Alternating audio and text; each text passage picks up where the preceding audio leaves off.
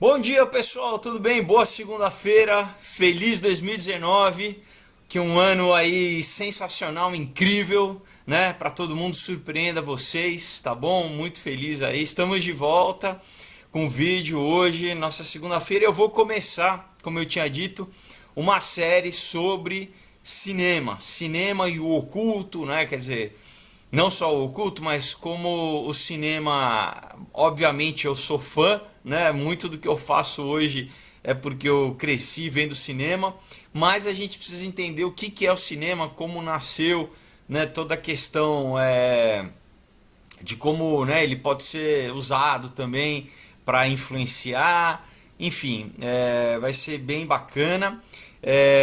Antes eu queria, né, novamente lembrar vocês, já estamos em 2019, olha só, pessoal, para quem quiser curtir ainda nas férias aí quadrinhos incríveis, A Aurora, Comunhão, Um Outro Dia, tá bom? Obras que com certeza você vai gostar de ler, muita gente já leu, muita gente tem comentado. Você recebe na tua casa, tá bom? Autografado, no conforto do seu lar. Então, só mandar uma mensagem aí pro link que eu vou deixar na descrição do vídeo, tá bom? Aí eu explico direitinho como você fazer para adquirir. E outra coisa, pessoal, olha, agora já é contagem regressiva, tá?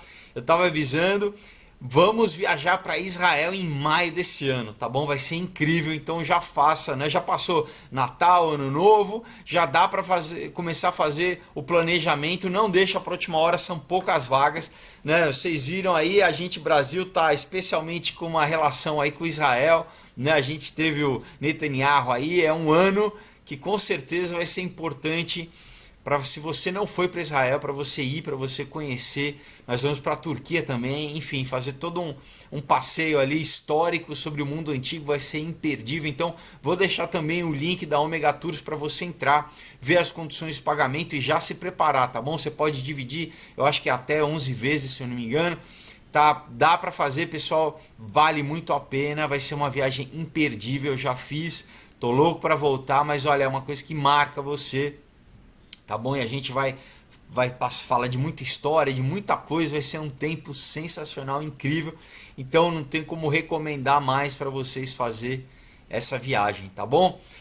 Pessoal, bom, vamos entrar no nosso assunto, né? Cinema. Bom, o cinema, né? Você começa os historiadores, você tem os irmãos Lumière, né? Aquela coisa toda como quando, né, a gente pode traçar, na verdade, como que você tem um primeiro desenvolvimento pictórico, né? A gente vai falar de semiótica, de semiologia, que basicamente é o estudo de símbolos, né? Porque no cinema, como em qualquer arte, ela é permeada, na verdade, ela é construída em cima de símbolos, né?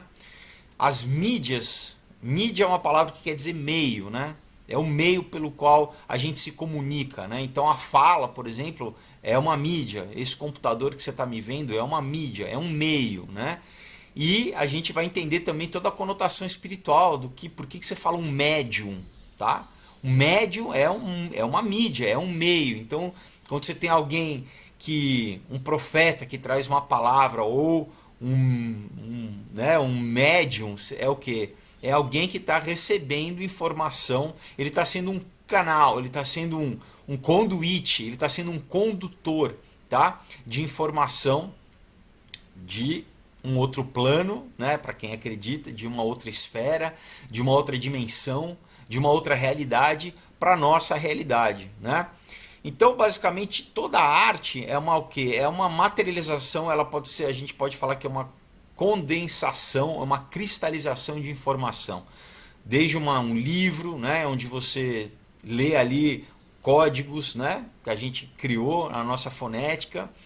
Quando eu falo, eu estou trazendo o que algo que está na minha mente, eu estou, né, para nós é um processo muito rápido, porque a gente está acostumado. Por uma criança não é tão fácil, ela tem que desenvolver o aparelho dela fonético, motor, né, e todo o aparelho também é mental, né, exatamente para conseguir lidar com esses símbolos, né, decodificar e decodificar esses símbolos e traduzir isso numa linguagem, né?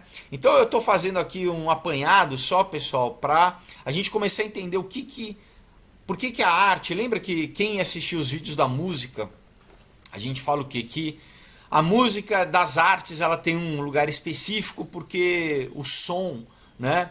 Ele, claro, você tem uma decodificação do som, mas o som é um fenômeno natural, é, que, por exemplo, os passarinhos não codificam nada e eles cantam, né? Enfim, e é uma forma muito pura de arte, né? Basicamente, tem pouca construção em cima, né?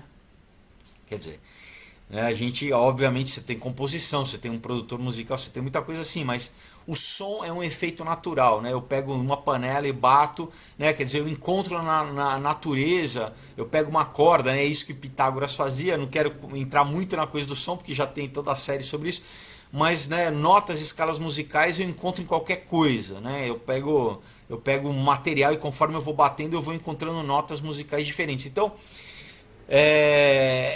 mas de qualquer forma, né, nós aprendemos a decodificar isso para construir uma linguagem em cima do som.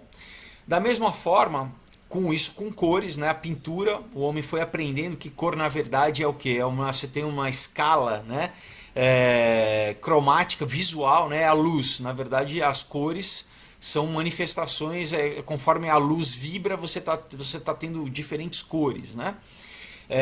Enfim, então você pode pegar desde da caverna de Lascaux, né,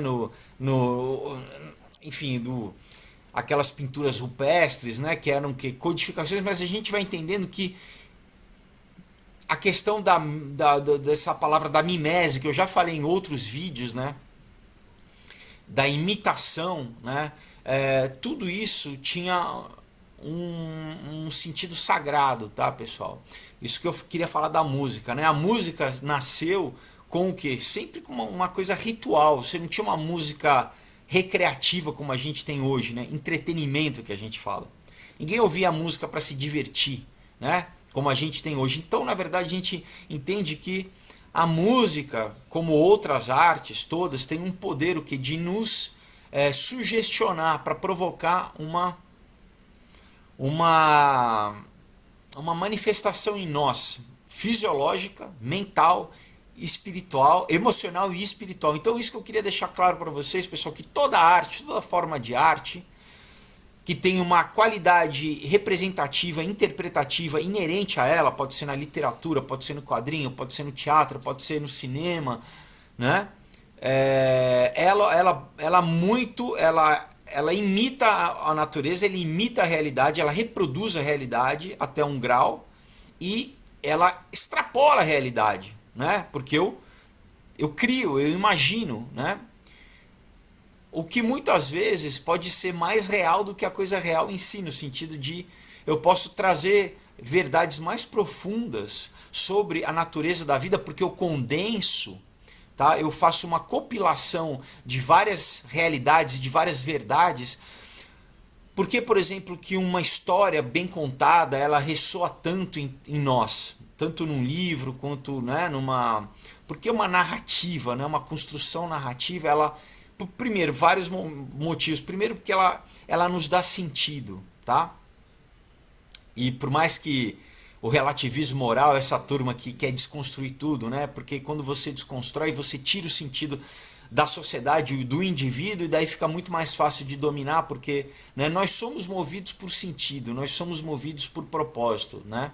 Pelo tal do moral da história. Isso na nossa vida, né? A gente sempre tem um objetivo e sempre tem um alvo.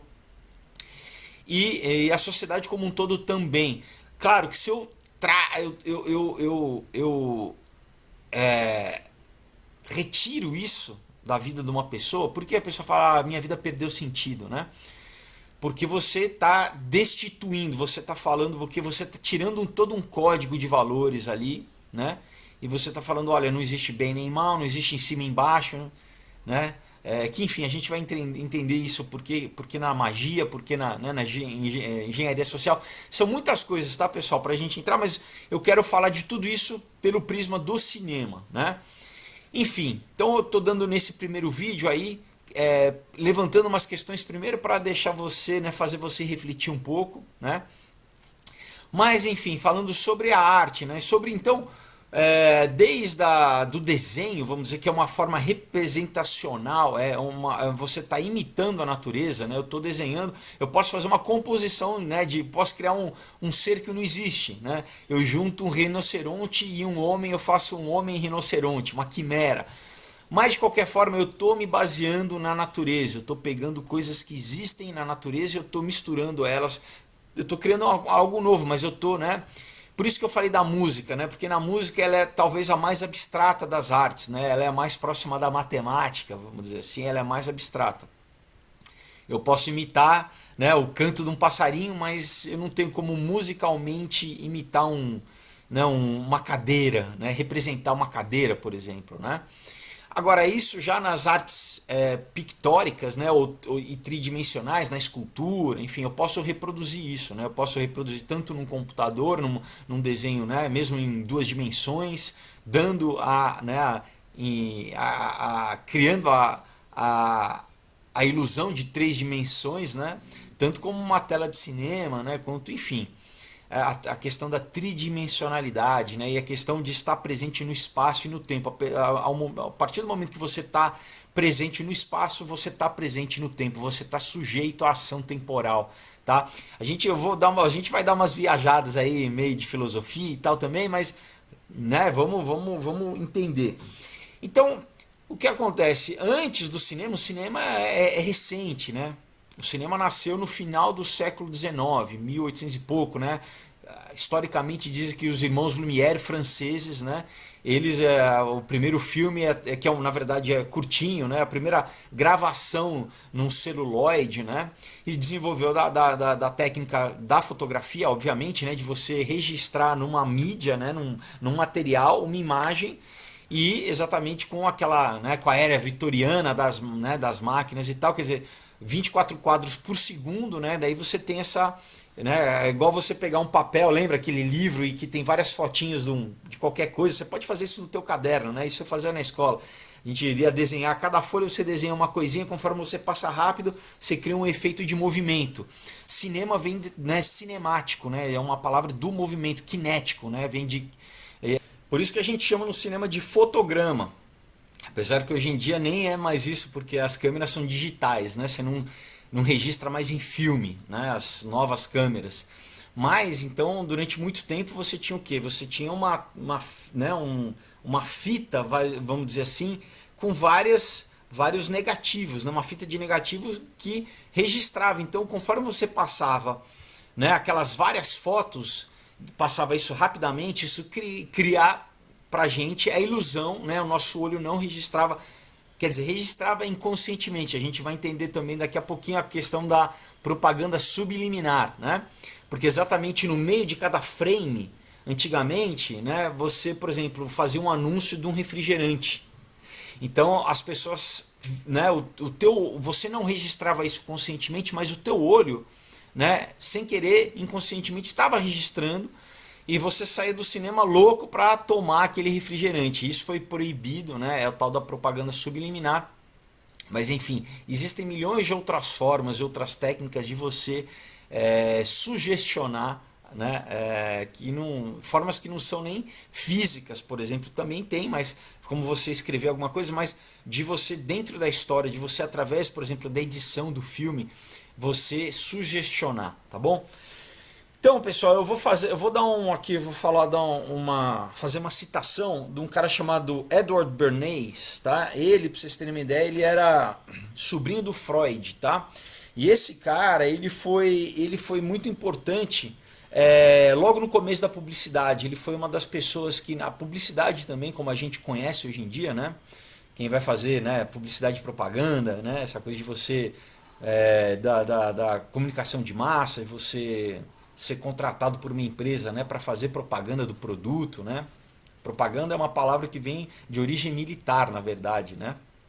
Mas então esse cara, ele foi um dos pioneiros né, dos métodos e das técnicas exatamente de controle de massa, tá, pessoal? De sugestionamento, de como você conseguir impactar as pessoas o maior denominador comum, vamos dizer assim, né? De você conseguir impactar, tentar o máximo possível fazer né, uma mensagem que atinja as pessoas. E ele trabalhou tanto com psicologia, né? Enfim, eu falei, né? Ele era sobrinho do Freud, então entender qual é esse processo de sugestionamento, como a mente humana opera, tá bom? E ele trabalhou, obviamente, com o governo americano, né? Isso é importante, a gente vai saber também como o filme, né, também foi usado, não só nos Estados Unidos, tá? Por exemplo, na Segunda Guerra foi usado na Rússia e depois na Guerra Fria foi usado também na China, foi usado na Alemanha nazista, tá? Como arte e como cinema, vamos dizer assim, é conhecido como a sétima arte, né? Porque basicamente o cinema ele resume várias artes, né? Eu tenho música, né? Porque eu tenho trilha sonora, eu tenho teatro, porque eu tenho atuação, eu tenho, né, uma performance gravada, mas de pessoas, né? Não é como uma pintura que é estática, né? Eu tenho pintura, né? Eu tenho todo um código visual de profundidade, de narrativa, eu tenho literatura né, pelo texto, pela narrativa, enfim. Então o cinema ele concentra várias artes em uma só. Então ele é uma forma muito poderosa de comunicação, né? Então tem o Bernays ele diz assim, né? Isso ele falou no começo do século passado, tá? Eu não me lembro, acho que é na década de 40 que ele falou isso, né? 1940. Ele falou assim, a indústria cinematográfica americana o maior divulgador de propaganda, né, subliminar ou é o maior portador de mensagem inconsciente no mundo hoje em dia, né? É o maior distribuidor para ou propagador de ideias e de opiniões, tá? Não é à toa que um cara desse faz uma afirmação dessa, tá, pessoal? Então, hoje em dia, ainda, né, por mais que com a questão da internet, né, tenha dado uma descentralizada, os Estados Unidos, né, e quando eu digo Hollywood, tá, pessoal, é cinema, TV, música também, porque querendo ou não, lá em Los Angeles, né, onde você tem né, Hollywood e tal, concentra basicamente a produção cultural, cultura de massa, né, o que a gente chama, do mundo inteiro. Óbvio que cada país tem a sua produção cultural, né? Você tem países muito fortes, né? Bom, a China, por exemplo, né? A China acabou de comprar, eu não acho que se eu não me engano eles compraram a Sony, tá, pessoal? Sony Pictures. E eles estão começando a produzir, né, muito dinheiro, estão começando a se infiltrar lá nos Estados Unidos, mas de qualquer forma a China é um pouco separado, né?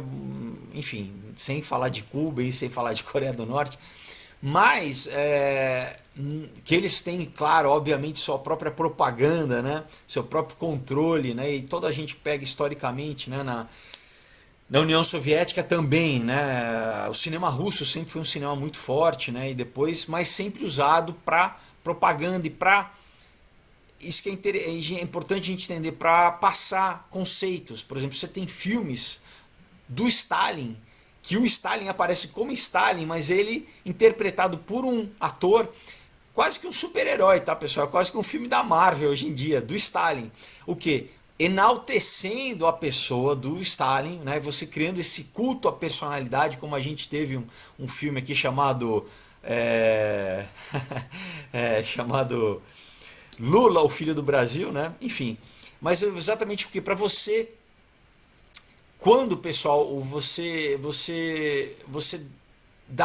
atribui em toda a obra artística, tá, pessoal? Você atribui uma qualidade por exemplo, se você pega essa figura histórica, né? Por que você faz? Tem muito filme biográfico, como você tem, né, uma coisa que a biografia na literatura, eu estou indo aqui para alguns lugares, mas a biografia na literatura ela pode, de certa forma, formalizar aquela. É um culto à personalidade também, mas muitas vezes ela tem uma visão.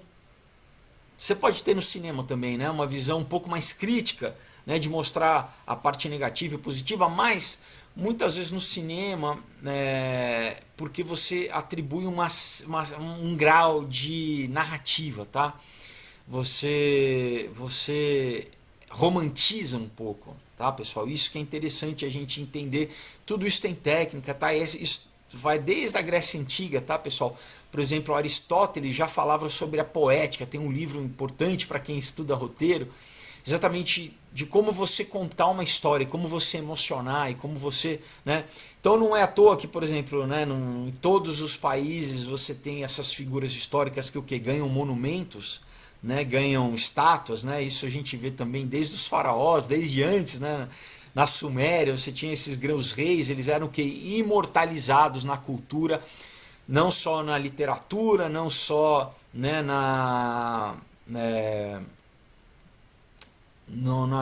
mas é aí que tá, como você preservar durante as gerações, né, a figura de um rei, que muitas vezes acaba virando mitológica, né? O rei acaba virando uma deidade, mas também através de monumento, né, de estátuas, né?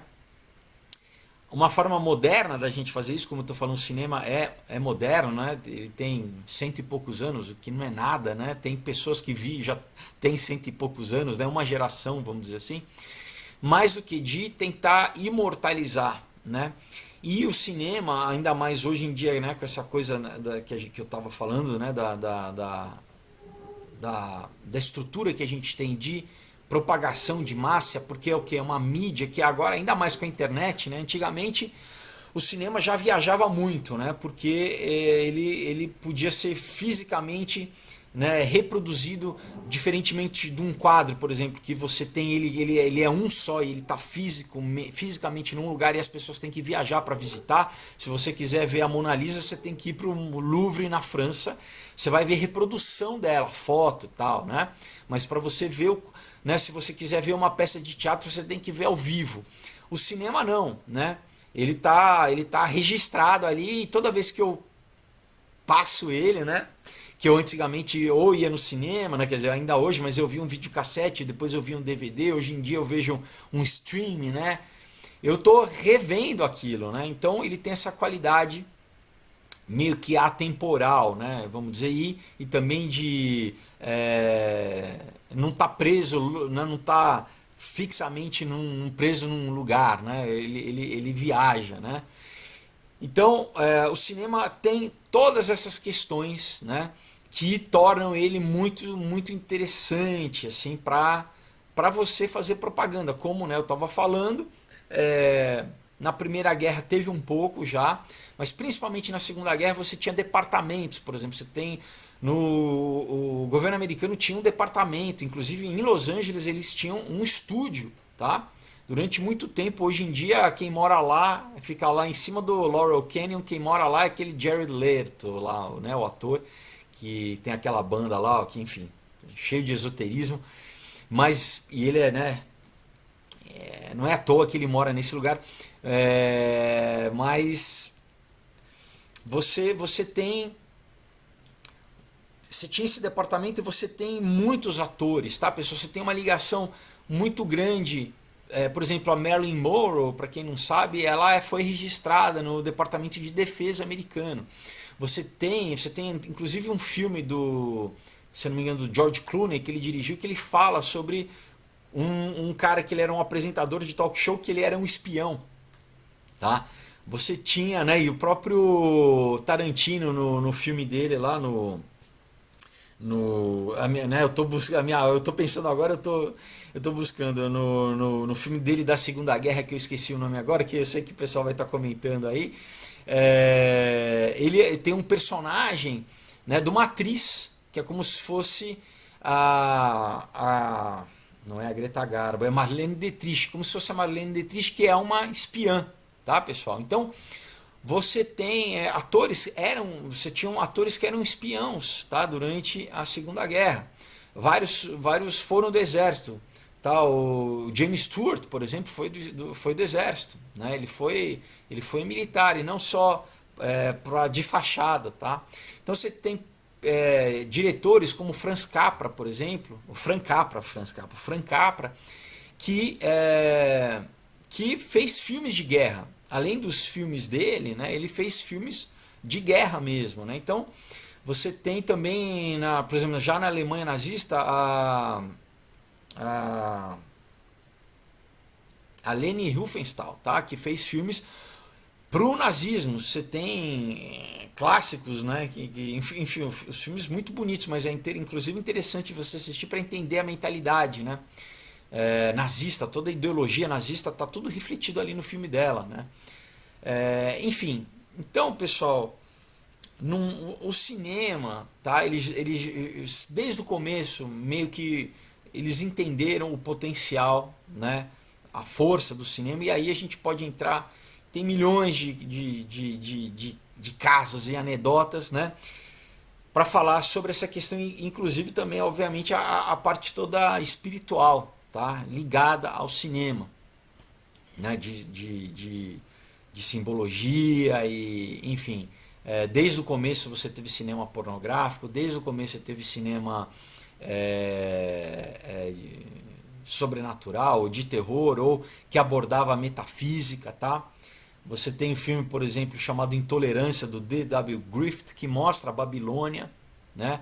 Que já mostrava, né, o portal Stargate, né, o portal da Babilônia, de Ishtar ali, que inclusive se você vai hoje para Los Angeles, ali não tem um shopping grande, onde do lado onde você tem o Kodak Theater, né, onde tem a cerimônia do Oscar, é um shopping, e eles têm uma reprodução desse portal.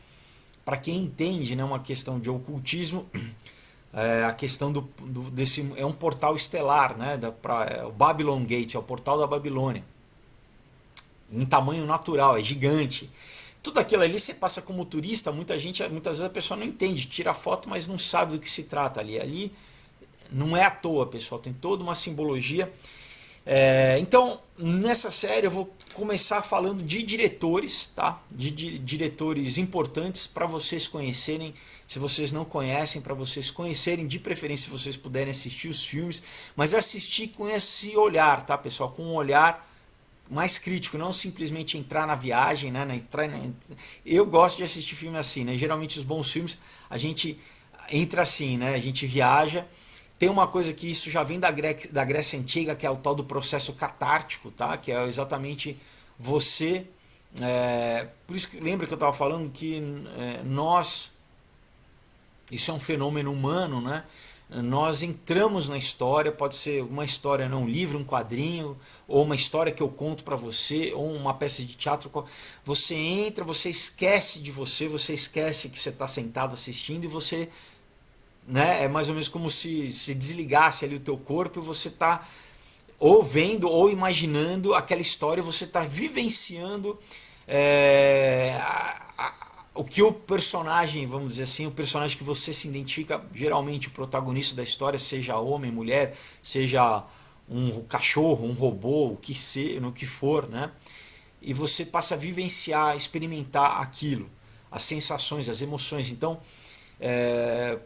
por isso que muita gente, né, por isso que a gente gosta de ir no cinema, de você vai viver aquelas emoções que, por exemplo, uma aventura, né, que seria perigoso para eu viver realmente na minha vida, né, mas que vendo eu vivo aquilo vicariamente, vamos dizer assim, eu vivo aquilo sem sair, né, sem ter que passar por toda aquela situação, né, eu posso enfrentar o tubarão sem correr o risco de morrer, né, eu choro, me apaixono, né, eu caso, eu separo, eu vou para o espaço, mas eu também me deparo com demônios, né, com seres, né, com seres espirituais. Eu posso fazer um pacto, eu posso sentir dor, eu posso, né, ser uns 50 tons de cinza, eu posso ser amarrado. Então, você entende como também isso vai criando um padrão de comportamento que muitas vezes, por exemplo, falando agora, né, só para dar um paralelo bem atual para vocês, tá tendo um fenômeno agora nos Estados Unidos, né? Tem aquele filme Bird Box, né? Da Netflix com a tô eu de nome, né? Enfim, daqui a pouco eu lembro. E tem né? Para quem não viu, não vou dar um leve spoiler, mas assim, na história, a Sandra Bullock, tá? Na história, ela tem que vendar os olhos, tá? Ela não pode ver nem as crianças que ela. Eu acho que eu não vi ainda, eu acho que são os filhos dela. Eles não podem ver nada porque a partir eles veem demônios basicamente, né? São manifestações espirituais que são os maiores medos deles são manifestados. É mais basicamente uma ideia lá do espantalho do Batman, né? Vamos dizer assim, mas também a gente pode traçar até a Grécia Antiga, né? Essa questão do olhar, né? Enfim. E o que acontece? Então, olha só como as pessoas são influenciáveis e cada vez mais né, a nova geração, vamos dizer assim, que cresce com as mídias sociais, com as redes sociais. Tem um monte de gente, pessoal, nos Estados Unidos fazendo o desafio do Bird Box, dirigindo de olho fechado, pessoal. Tem um monte já de vídeo de nego com o olho fechado, com um machado, ele vai sabe, vai dando machadada nas coisas no quintal dele. Um monte de imbecil, pessoal. Tem um monte de gente dirigindo com. Olha o perigo disso, porque no filme ela faz isso com o olho vendado. Então, é o desafio e um monte de gente vai querer reproduzir. Então, vocês estão entendendo essa questão do meme, né, da reprodução, do poder de influência. Isso é uma brincadeira, mas como tem de influenciar, de mudança de comportamento, de você. Eu tenho um termo que, né, em inglês chama predictive programming, quer dizer, uma programação não é nem preventiva, mas é meio que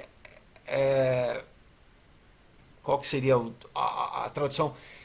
Mas é isso, é uma programação mesmo para te influenciar com antecedência naquilo que o governo quer te influenciar. Então, bom, tá tocando aqui, é uma boa deixa para eu parar.